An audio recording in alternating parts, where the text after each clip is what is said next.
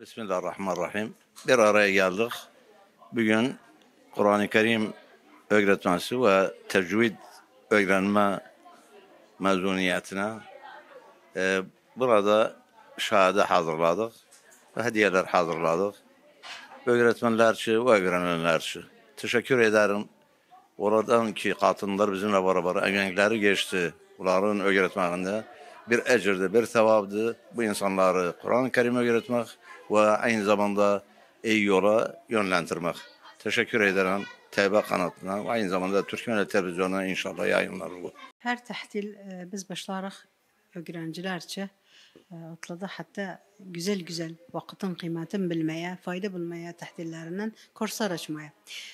Tahtilin sonunda bir güzel teharruc ederiz özlerçe. Okullar açım yani önce hem gevleri hoş olur hem de biz işimizin sonucunu ara vermiş olduk. Bir gün tahtil sonucunda, kursların sonucunda başladık bir güzel tören yapağızlarçı. Çocuklar yani hissiyetsiyle bir kursa gitmişler, sonuçları bir şeyin sonucu var özlerçi. Bu şeyi yaptık, gevlerini hoş etmeye. Bir gün mezun olurlar yanımızdan yaptığımız kurslar.